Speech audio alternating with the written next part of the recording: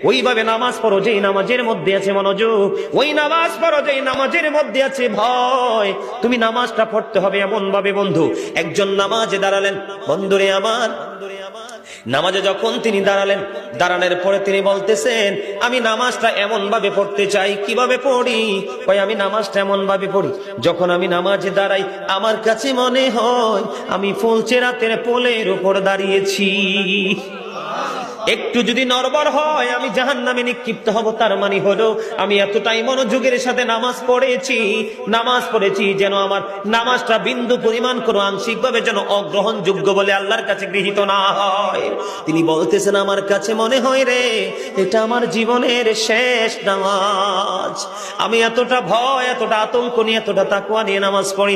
আমার কাছে মনে হয় আমার পিছনে যেন আজরাইল দাঁড়িয়ে আছে, ডানে বামে সালাম ফিরাতে দেরি রে, আমার কাছে মনে হয় আমার প্রাণ পাখিটা কেড়ে নিয়ে যাবে। আমি যখন নামাজে দাঁড়াই আমার কাছে মনে হয় আমি যেন বাইতুল্লাহর সামনে দাঁড়িয়ে আছি। আমার কাছে মনে হয় আমার ডান দিকে জান্নাত অবস্থিত, বাম দিকে আমার জাহান্নাম অবস্থিত। এমন তাকওয়া ভয় নিয়ে নামাজে দাঁড়াই, আর ওই নামাজের জন্যই রয়েছে বড় সফলতা। জোরে জোরে বলুন না সুবহানাল্লাহ, আর জোরে বলুন সুবহানাল্লাহ।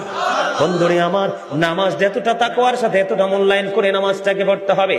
আমাদের একজন কিতাব গ্রন্থের প্রণেতার নাম শুনেছি ইমাম বুখারী।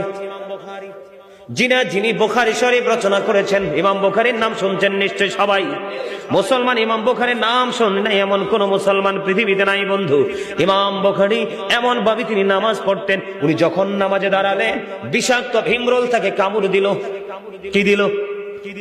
বিষাক্ত ভীমরুল পোকা তাকে কামড় দিল বন্ধু। কামড় দেওয়ার দিয়ে কামড় কিন্তু দিতেছে, দিতে 10টা কামড় দিয়েছে, কিন্তু নামাজ শেষ হয় না। নামাজ শেষ করার পরে উনি ওনার ছাত্রকে একটা ডাক দিয়ে বললেন তুমি আমার পাঞ্জাবিটা উঠিয়ে দেখো আমার পিছনে কি আছে। এবার চাইয়া দেখলো বিষাক্ত ভীমরুল পোকা তাকে কামড় দিয়েছে। এবার ছাত্রটাকে ডাক দিয়ে বলল আপনি কেমন করে সহ্য করেছেন? আপনার এত বিষাক্ত পোকা 10টা কামড় দিয়েছে, তার 20 দাঁত আপনার পিঠের মধ্যে বসে